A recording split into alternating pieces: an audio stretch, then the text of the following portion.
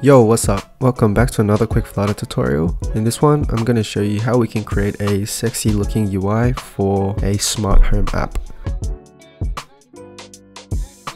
So I've opened up a brand new Flutter project, and first things first is let's prepare the icons that we'll need. Now you don't have to get these specific ones, but if you do, I'll make sure to link my code below so you can access all of this. But I've got these 5 icons to use, and in your project, let's just drag it into the library. And then let's make sure to tell the project that we are going to import some assets in the pubspec.yaml. Also save it and close it, and in the main function, just to keep everyone on the same page, I'm running my app, and this gives us the home page, which I have it in this pages folder, and this is just a blank scaffold, so you should just have a blank white app like this. And you can also see the icons that we brought in. Sweet, so let's just start by filling out this scaffold. So the background color, I'm going to make it kind of gray. Now usually we would create an app bar like this, but I want a sort of custom app bar and I don't want any colors on here. So I'm actually not going to use this app bar section, and instead I'm just going to use a big column in the body, and we'll just create a custom app bar, which is essentially just going to be 2 icons. And then let's create a bit of a plan here. So app bar at the top, let's have some text saying welcome home Mitch, and then we'll have the smart devices grid. So on a high level, this is essentially what we're going to fill out. So starting with the custom app bar. Now when I say custom app bar, what I really mean is I just want a row of 2 icons. So the first one, I just want the menu icon, which is one of the icons that we brought in. So that one here.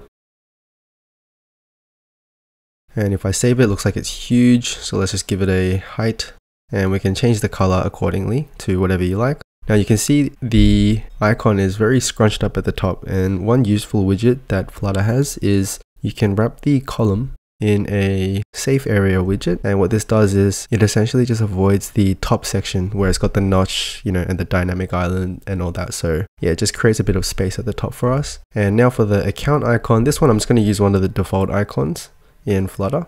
Let's make it the same size, and in the row, let's just space this out. And then let's add some padding horizontally so that we can get some space on the outside. Cool. Now some of these modern designs, they actually have the padding on the vertical quite large. So let's just try that as well. Now, before we go to our next UI element, let's just create a little sized box. So this will just be some empty space. Cool, so let's fill out the text widgets. So welcome home, and I'm going to create another text widget for the name, and you can see the way it's aligned. It's all aligned in the center. So go to the column, and I actually want this cross-axis alignment to be at the start. And then let's group these 2 together so that we can add a padding.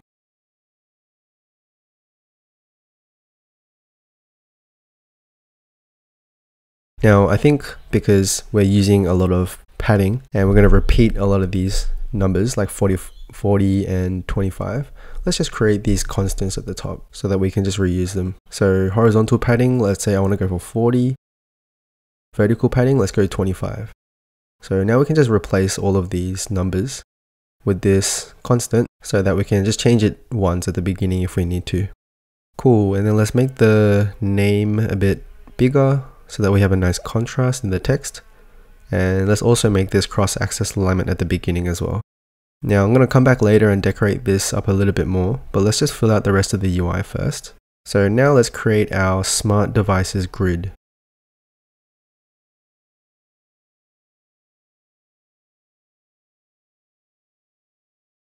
So for this one, we're going to use a grid view builder, and let's expand it to fill up the rest of the space. Now I've made many tutorials covering grid view builders, but just to show you real quick, I like using this one that says sliver grid delegate with fixed cross axis count. And what that means is the cross axis count is just how many items you want in each row. So for me, I want 2 in each row. And in the item builder, this is where we can create the actual widget. So for now, I'm just going to put a blank container.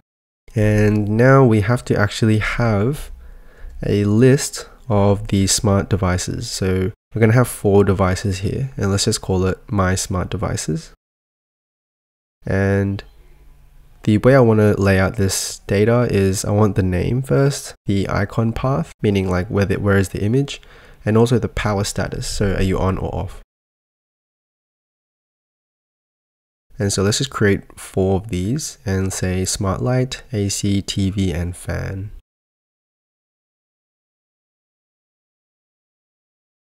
Okay, so now that we have this list, we can come back to our grid view, and for the item count, we can just say the length of my list. And in the container, if I just show you real quick, if I make this blue, let's see if we see anything. Well, you can see like it looks like it's just a big blue blob, but if I put a padding on this, you'll be able to see that there's 4 items. Now, instead of filling out these widgets right on this homepage, let's encapsulate our code to make it a bit easier and cleaner to work with. So let's create a new folder called util, and in here I like to just create the widgets that we're going to reuse. So let's create a new file called smart device box, and instead of all this, now we can just say smart device box, and we can just decorate it inside this one file now. So let's think about the 3 or 4 variables we need that varies between each box. So the first thing is of course the name, and then the icon, and then the boolean of whether the power is on or off. And let's make sure to require these ones. And so now let's start decorating this up. So I'm going to use a column, and again, let's just have a little plan so that we know what we're doing. I want an icon on top, name on the bottom with a switch next to it. Let's start with the icon. Now, if you come back to the home page, you'll see that we have a red squiggle under the smart device box, and that's because we can now specify these ones. And so just starting with the smart device name, it'll be from our list, looking at each index, number 0. So just for those that don't know how lists work, the index will go through 0, 1, 2, 3, and then the 0 here will tell us about this first name here. Okay, so this is conveniently set up for us because the icon path, it will be the exact same thing, but then 1. Power on, same thing, but 2. Cool, so it looks like our image went through. Let's make this image a bit smaller because it's huge. And let's decorate this container. And also add a padding. Now I'm very OCD and very precise with my padding. So I'm going to put 15 here. And if you go back to the grid view, there's a padding for the grid view here. So I'm going to put 25. Okay, so you can see everything aligning perfectly. So 25 plus 15 is obviously 40. And you'll know I hate sharp corners, so let's curve these borders.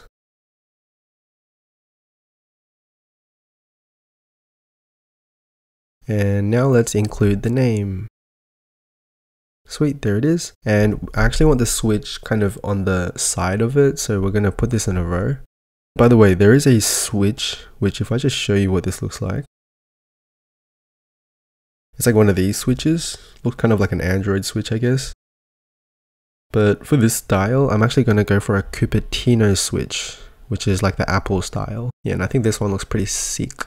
Cool. Now, one thing about grid views is the children in the grid view is all squares, as you can see. So I actually want this to be a little bit longer than a square. I want it like a rectangle. So child aspect ratio, let's go for like a bit longer ratio. Maybe 1/1.3. Yeah, I like that ratio. I'm just going to clean up some of this UIs. And let's space it out on the column.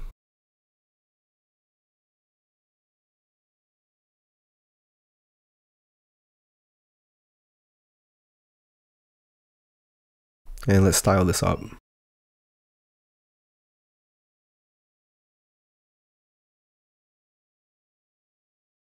Cool, now when it comes to this Cupertino switch, it's just going from left to right. But if you look at the design that we're trying to go for, I actually want this to be vertical. So one really handy widget here is the transform widget, specifically the rotate, and we can rotate on a specific angle. And so I want to import this math package.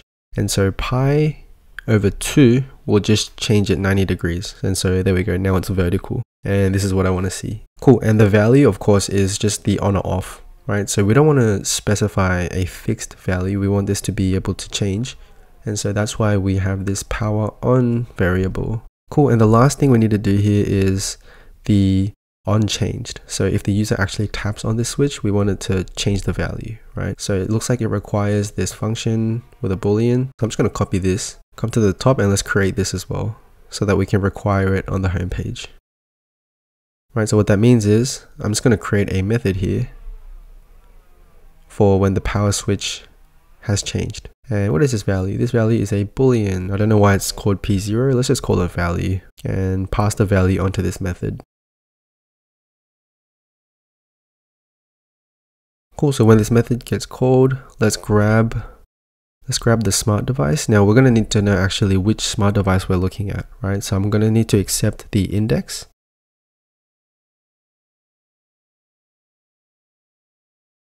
And the power status is the number 2, 0, 1, 2. And let's just change it to whatever the value is. Sweet, okay, let's see if this works. Nice, you can see we can click around now. Sweet, now the bulk of it's done. Now I'm going to spend the rest of the remaining tutorial to just make this look a little nicer. I love making this kind of aesthetic UI. So one thing is, you know, the color of this container for each smart device right now is just gray, strength 200. But a cool thing we can do is, depending on if the power is on, if it's on, then let's actually change it to a very dark gray, so essentially black. Right, so let's make this look a little nicer. And same thing for all of the text color, right? The font color. If the power is on, let's actually change the color to be white, and if it's not, just leave it as black. And also let's do the same thing for the icon. This way it actually feels like you're turning stuff on and off. Okay, so it's looking good so far. Now just when it comes to the text widgets, there was nothing special we did there. So I want to add something special here, which is a Google font. So let's go to your pubspec.yaml. You don't have to do this, but I think this will make it look much better. And I'm just going to add this particular version 2.1.0 because that hasn't been giving me any trouble. And so once you've imported that package, if you go under the text style, you can actually just say Google Fonts, and you can access all of these different fonts. Now the one I like to use is Babus. Yeah, this one, Babus New. And when you first do this, you might get this kind of error, but just kind of restart your app. Just kill the app and reopen it, and it should be fine. Sweet, there it is. So let's make the size much bigger. Nice, and let's just add some finishing touches.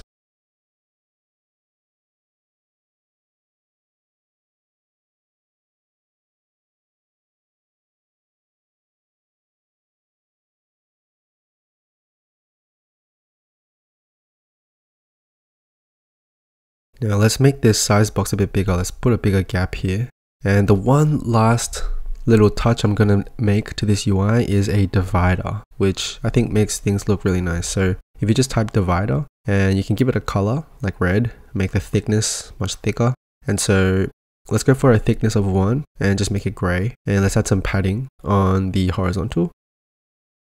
There it is. And let's actually split up this size box. So make it 25 on either side. And this gray I think could be a much lighter. Yeah, something like that. So you can see it kind of has this nice divide effect, which I think looks pretty cool. Oh yeah, the grid view is scrollable by default, which I don't want. I want this to be static. So go to the physics and just say never scrollable physics. Sweet, and then that's it, we're done. So I'll make sure to put the code in my GitHub below, and you can access the icons and the whole code. So play around with it and let me know if you have any issues. I'll try to come around and help you out. But other than that, thanks for watching, and I'll catch you guys in the next one. Peace.